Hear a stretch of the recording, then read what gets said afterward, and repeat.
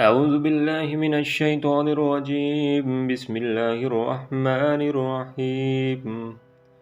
يا أيها الذين آمنوا أوفوا بالعقود أهلت لكم بهيمة الأنعام إلا ما يتلى عليكم غير مهل الصيد وأنتم حرم إن الله يحكم ما يريد يا أيها الذين آمنوا لا تهلوا شعائر الله ولا الشهر الحرام ولا الحدي ولا القلائد ولا آمين البيت الحرام يبتغون فضلا من ربهم ورضوانا وإذا حللتم فاصطادوا ولا يجرمنكم شنآن قوم أن صدوكم عن المسجد الحرام أن تعتدوا وتعاونوا على البر والتقوى ولا تعاونوا على الإثم والعدوان واتقوا الله إن الله شديد العقاب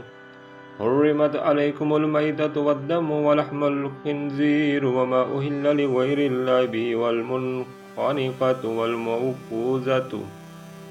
والمتردية والنتية وما أكل السبع إلا ما زكيتم وما ذبي على النصب وأن تستقسموا بالأزلام ذلكم فسق اليوم يئس الذين كفروا من دينكم فلا تخشوهم واخشون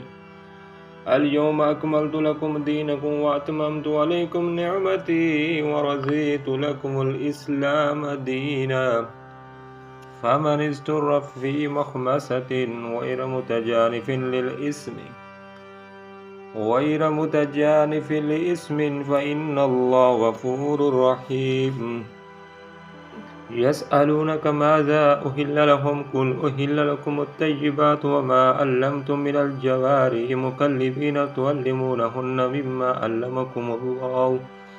فكلوا مما أمسكنا عليكم واذكروا اسم الله عليه واتقوا الله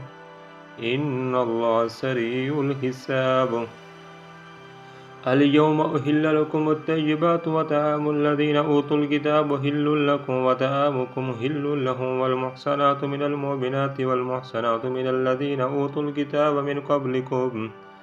إذا آتيتموهن أجورهن محسنين غير مسافهين ولا متخذ أخدان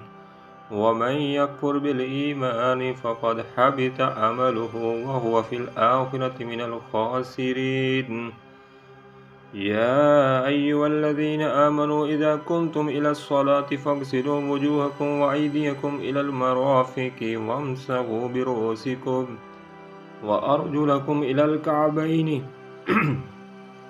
وأرجلكم إلى الكعبين وإن كنتم جنبا فاتطهروا وإن كنتم مرضى أو على سفر أو جاء أحد منكم من الغائط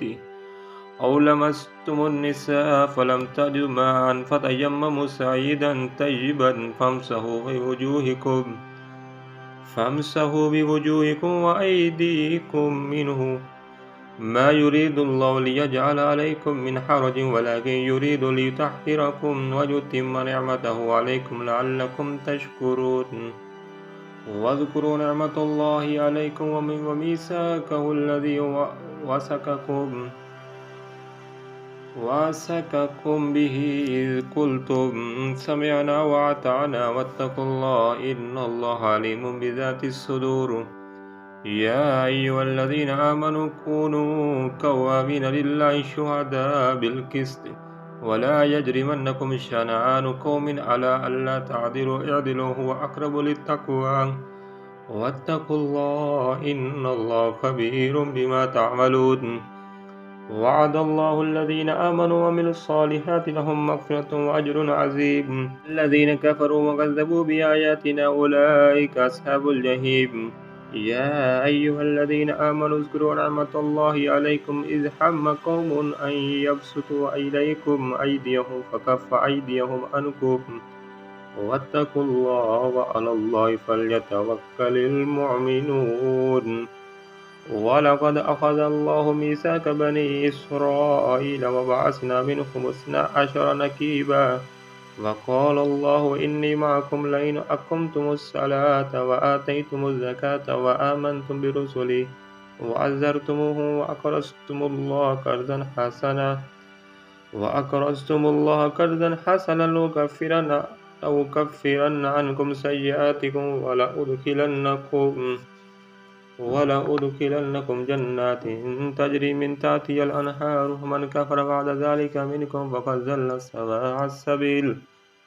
فبما نكثهم ميثاقهم لعناهم وجعلنا قلوبهم قاسية يحرفون الكلمة عن مواضعه ونسوا حظا مما ذكروا به ولا تزال تطلع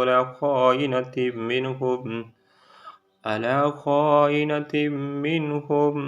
إلا قليلا منهم فاعف عنهم واصفح إن الله يحب المحسنين ومن الذين قالوا إنا نصارى أخذنا ميثاقهم فنسوا حظا مما ذكروا به فأغرينا بينهم العداوة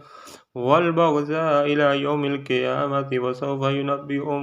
الله بما كانوا يصنعون يا أهل الكتاب قد جاءكم رسولنا يبين لكم كثيرا مما كنتم تخفون من الكتاب ويعفو عن كثير قد جاءكم من الله نور وكتاب مبين يهدي به الله من اتبع رضوانه سبل السلام ويخرجهم من الظلمات إلى النور بإذنه ويهديهم إلى صراط مستقيم لقد كفر الذين قالوا إن الله هو المسيح ابن مريم قل فمن يملك من الله شيئا إن أراد أن يهلك المسيح ابن مريم وأمه ومن في الأرض جميعا ولله ملك السماوات والأرض وما بينهما يخلق ما يشاء والله على كل شيء قدير وقالت اليهود والنصارى نحن أبناء الله وأحباؤه قل فلم يعذبكم بذنوبكم بل أنتم بشر ممن خلق يغفر لمن يشاء ويعذب من يشاء ولله ملك السماوات والأرض وما بينهما وإليه المصير يا أهل الكتاب قد جاءكم رسولنا يبين لكم على فترة من الرسل أن تقولوا ما جاءنا من بشير ولا نذير فقد جاءكم بشير ونذير والله على كل شيء قدير